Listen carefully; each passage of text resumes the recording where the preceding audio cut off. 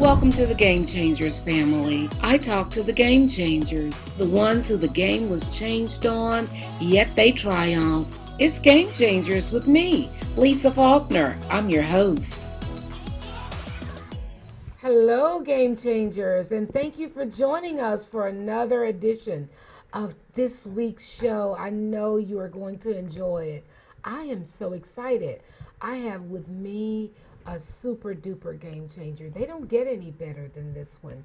She is my mentor. She is the reason Game Changers is still with you today here on the Preach the Word Network. She is the show's sponsor, and she is a staunch supporter of Game Changers with Lisa Faulkner and of me, a believer and supporter in me as well. Really couldn't do a lot of what we do without her. She is Dr. Delphine Greathouse. Many know her as the daughter of destiny. Many know her as just a woman of faith, a woman of strong faith, and a woman who has gone alongside many, champion of their needs and their encouragement and their faith in the Lord as they have needed her in times of support, in times that God has called on her to be there for them, and continues to be in the way that He calls her to build her ministry and many others. So I know that you are going to be gratified. You're going to be really built up during this time that we have her with us today. I'm not going to delay much more. I will get to all of the housekeeping as we go on today with the show, but I want to dive right in with Dr. Greathouse because I know she's going to bless you and you're going to enjoy hearing from her during our time together today. Welcome to Game Changers with Lisa Faulkner, Dr. Greathouse. Thank you, Lisa, for having me on Game Changers with Lisa Faulkner. My sincere pleasure. I love coming to Game Changers with Lisa Faulkner. Why is that? One, because you're a professional. Thank you. And you're dedicated to what you do. And I appreciate that today in our society where so many people are not committed to anything. It's something I want to touch base on today. But I appreciate what you're doing, and I appreciate you acknowledging the game changers that are not just in our society, but around the world. Yes. So everybody gets exposed through your podcast and all of those things, those avenues, to Game Changers with Lisa Faulkner. Thank you. Well, as I told the listening audience and the viewing audience, it's possible because of you. And I just appreciate your obedience to the Lord. And I think that you are correct. I think you do enjoy the spirit of Game Changers because there are just certain ones that when you come, they connect themselves with you and Yes. you connect yourself with them. And just like you kind of felt the fever when you came and connected with me, you knew that our time together was not over. So that's very, very special and endearing to me. I appreciate you. I appreciate you too. God bless you. And you know something I know? A game changer knows another game changer. Yes, that's true. You can pick a game changer. It could be 1 million people in a crowd, and you can point out every game changer in that 1 million people because it's something about a game changer. That's true. And they're committed to doing something different in society or in the world. Yes. Changing the game doesn't necessarily mean building an empire and you sit at the head of the empire. That's right. Everything that you do is methodical and intentional. That's right. You know, and it's amazing because I think about something I wanted to talk about today, a little bit about faith and how faith works in congruence with the game changer, whatever the game changer is doing. I love that. I have yet to meet a game changer that their calling card is not faith. Wow. So I love that. Their calling card is faith. yes, yes, because they see beyond what's possible. That's right. And faith has to see the impossible. Faith has to see what hasn't manifested yet, but understand as long as they have the mind power to engage it, it shall manifest itself by That's faith. so good. As long as they have the mind power to engage it. Yes, because God gives dreams, visions, $1 million ideas. Somebody could be just doing something they've done all their lives. I'll give you an example. One day my mother, she made this bag and she just sewed up something, gathered the ends to hold, you know, the plastic bags you get from the grocery store. And some people throw them away, but some use them for trash. So I go into Walmart one day, and guess what they have selling for $2.98? The bags. That bag that my mother gave me back in 2000. You see? Yes. It's a matter of engaging, you see, by faith. Yes. It shall manifest itself. And a lot of people don't understand that about faith. Sure. I think people look at maybe faith and misinterpret it sometimes, because people tend to tell me that I have a lot of confidence or I have an air. But what I say to that is I have a lot more faith than I do confidence. Yes. This is the problem most people have with faith. Faith is a right brain function.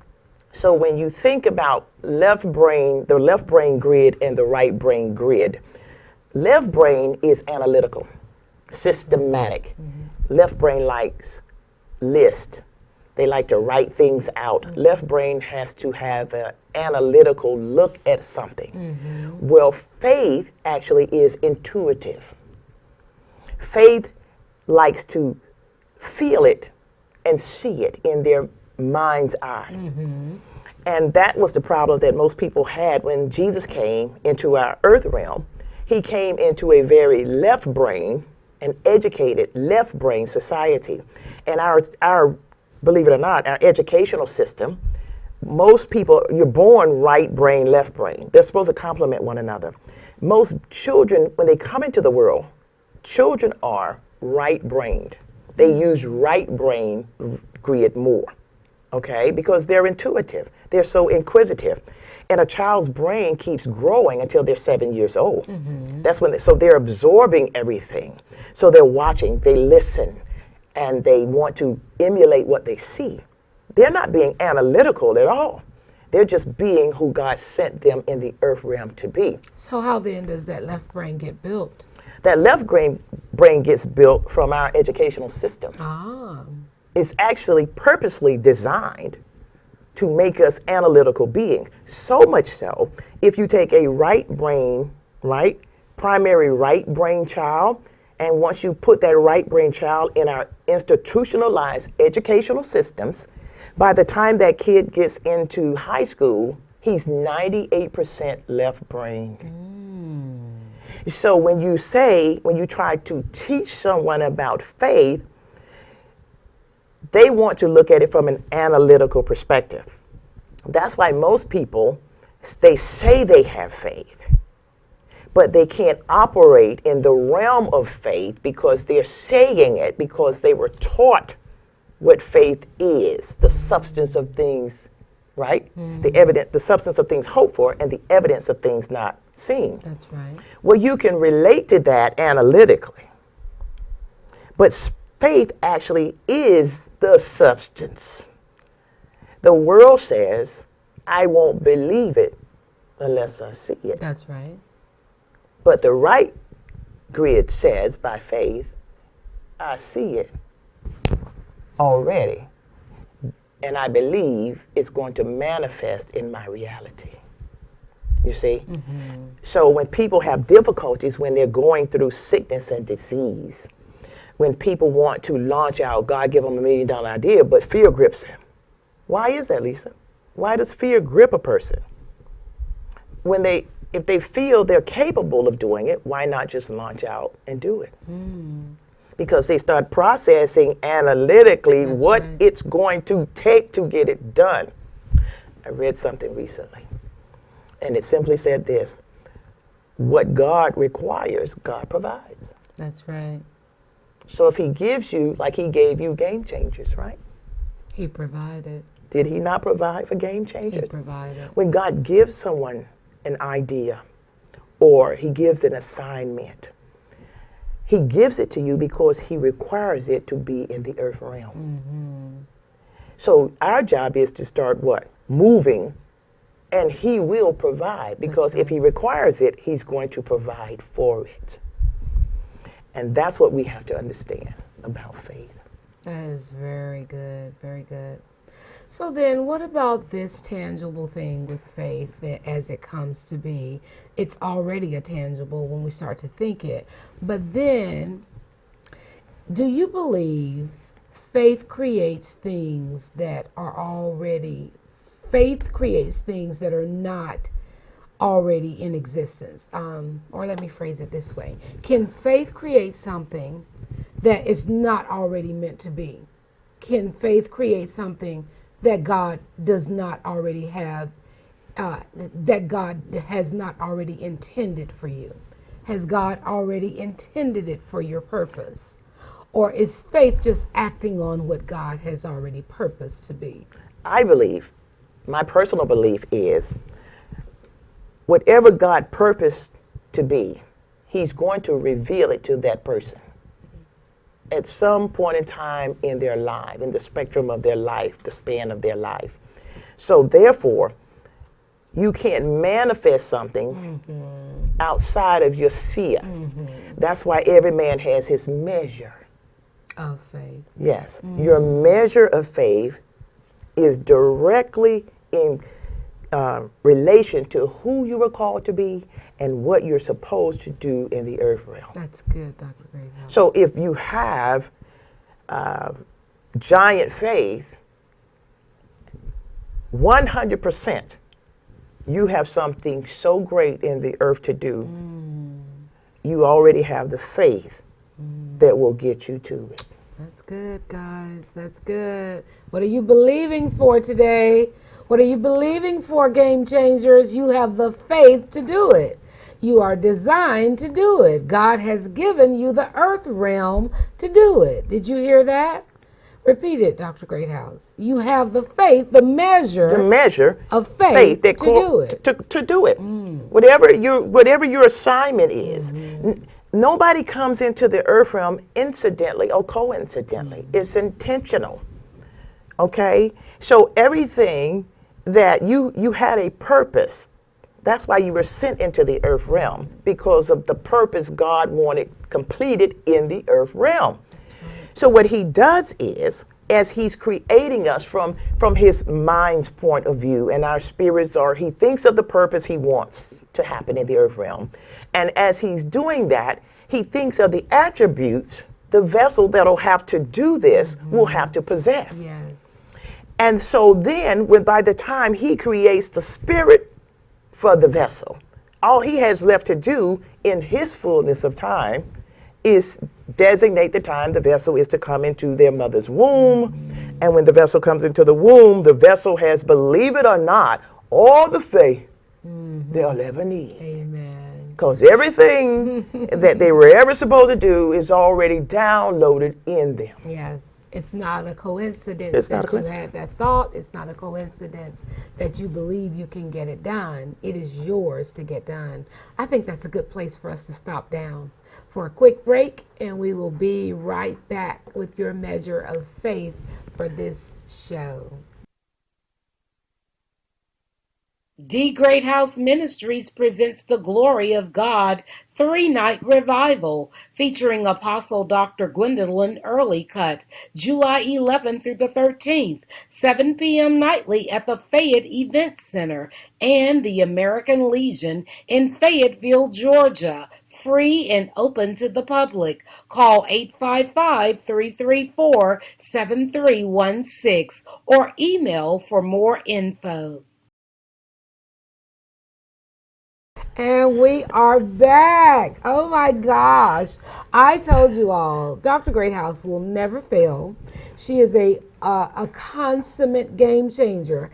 That's why she believes in Game Changers with Lisa Faulkner. That's why the Lord has sent her to support the show. That's why she supports me. That's why she believes in me. And so that's why we are here for you. Here for you to bring you these truths, and we believe that we are pouring it into you today. Now, before we went to break, Dr. Greathouse was answering a really powerful question about faith, and I was asking, and I hope I asked it correctly. I got my answer, so I hope you all were listening and you got your answer. But a crew member also kind of followed up and wanted to be certain that everybody got their answer as well. So I asked if Dr. Greathouse believed that we could create with our faith beyond the purpose God has given us. If our faith could create beyond God's purpose for us. Dr. Greathouse responded that that's why we have a measure of faith. That's why each of us has a measure of faith, because God has purpose for us based on our measure of faith. So I got my answer. So that was right in line with Scripture. That was right in line with what God has for each of us. But go ahead and respond to what the crew member was also asking Dr. Greathouse. She had a flip side to it. She had a flip side, which basically is, are there some people who never walk in that faith and fulfill the purpose that they were supposed to feel? In other words, they got caught up in the environment around them, the external things happening around them, as opposed to always being navigated by God's Spirit within them. And the faith vessel has to understand that. There's a guiding force within each of us. So when you follow what's in you, God put a piece of himself in all of us. That's what keeps our spirits alive. But you can forfeit purpose and forfeit faith. The graveyard is full of folks who never completed their assignments because they never, for whatever reason, where they were distracted with life issues, or they never had faith enough. You know, I have been at altars, and I'm looking at someone and I say, God wants to heal you tonight. He wants you to leave here walking. Do you believe? Their mouth is saying, yes, I believe. But because I have the spirit of discernment, I can discern the unbelief. So how do I then try to couple my faith? That's a negative and a positive. Because let me tell you what faith does. Faith takes sickness and faith turns it into healing. Faith is a positive. So whatever is a negative in your life, faith can turn it into the positive. Faith can take lack, which is a negative, and faith can turn lack into prosperity. You see, because of the nature of faith, that's why analytical minds try to, and doctors, and I'm sitting here, okay, a miracle, and the doctors couldn't figure out when I was dying, how was I still alive? But God promised me, yes, he was going to heal me. He said, live. So I'm here because I hung on to what he said. He said, I'm the Lord thy God that healeth thee. So he had to what? Do what he said, because by faith grabbed a hold to healing, not the sickness. Amen. Oh, that's so good. You see? But we always do this. The Bible tells us we can what? We can have what we say. Decree a thing, right? You can decree a thing and you can have it. But you're supposed to be having what you say. Right. You're supposed to take faith to this level that you understand. I open my mouth by faith, not by doubt, but by faith. And when I open my mouth by faith, that thing, right, will manifest itself. Now watch this. If you are, the scripture says, if you abide, right, in me, and my word abide in you. Well, abide means what? Menios, stay. So if you stay in me and my word stay in you, you can ask what you will. Well, of course, because if you are in him and his word is in you, you won't ask for anything outside of his will. So when you open your mouth to decree, you're already decreeing the will of God over your life. Now, if you're not in him, right, and his word's not in you, you could be decreeing a whole bunch of stuff that's not his will. He's not going to honor that. That's an illegal prayer. That's the prayer that is prayed amiss. Got it? And that's another part of my question, my earlier question too. Faith will not go and get what is not ordained or purposed by God. Absolutely not. It's not going to get that It's not thing. assigned to do that. It's not assigned to The do Bible that. tells us, as a man thinketh in his heart, so is he. Okay? What does it also say? A double-minded man is what? Unstable in all his ways. Tossed to and fro, right? Like the waves of the sea. But he goes on to say what? And should not expect to get anything from God. Because you're wavering. You're vasculating. You can't go, well, I believe today and disbelieve tomorrow. That's not faith. That's called unbelief. Amen. Faith doesn't waver. And it's amazing because the Holy Ghost gives the gift of faith.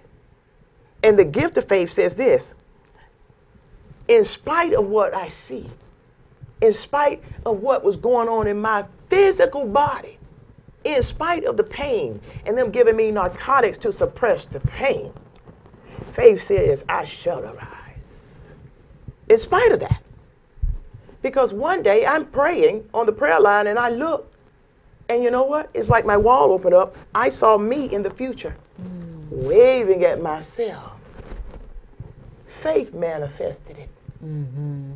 So I could see it.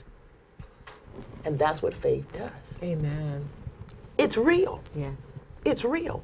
And we have to get beyond the aesthetics of what we see. Yes. You see, the devil will always show you the opposite of God. Yes.